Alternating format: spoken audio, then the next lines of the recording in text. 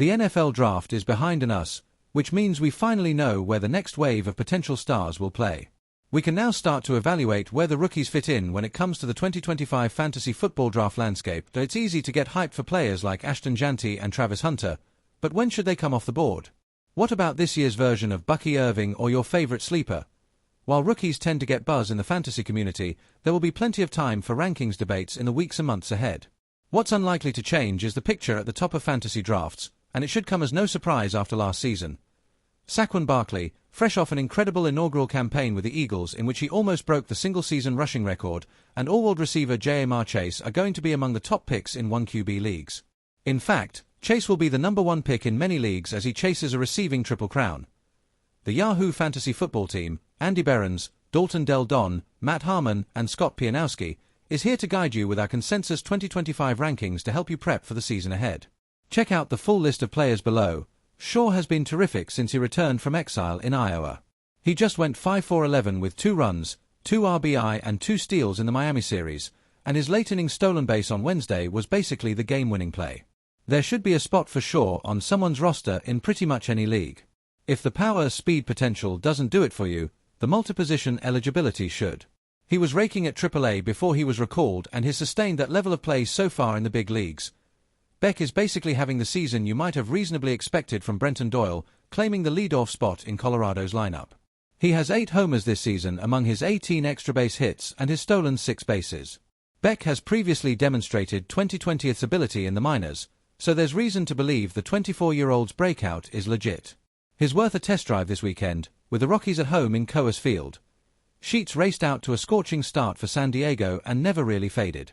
He's coming off a 2-homer, 5 RBI game on Thursday, which gives him 8 bombs for the year. He was a buzzy name in the spring, 6 HR, 1.077 OPS, and has carried that level of performance into the regular season. Sheets has made significant gains in bat speed and exit velo, improvements that have clearly boosted his fantasy profile. If you're searching the free agent pool for power, this is your guy. Warren has struck out 34 batters over his last 4 starts, 22.2 IP, walking just 6 and earning a pair of wins. His worth adding simply for his bat-missing ability. Dalton Del Don made the full case for Warren earlier this week, so I will simply function as his co-signer. When a young pitcher with an appealing profile on a good team begins producing K totals like this, we need to act. Warren's next start is on Sunday against Colorado, the team that currently leads the majors in strikeouts while ranking near the bottom in run-scoring. Here's one for those who stream starting pitchers. Leiter, 25, is still a work in progress with a promising arsenal, including elite velocity. He's coming off a pair of excellent starts against the Astros and Rockies, 13.0 IP, 5H, 4R, 5BB, 9K, taking a no-hitter into the 7th against Houston last weekend. On Saturday, Leiter is on track to face the White Sox, a team that's already 20 games below .500. You know what to do. If we're being completely honest here, I'm not fully committed to this pickup. Palencia earned the most recent save for the Cubs, closing out Wednesday's 1-run win with a 1-2-3 inning. All 3 outs were hammered to the warning track, however.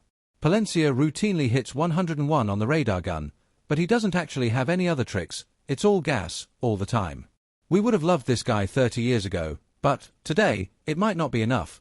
Shelby Miller was tagged for 2 earned runs in a loss during his last appearance, while Justin Martinez was up to 101 miles per hour recently and is expected to be activated off the Illinois on Friday.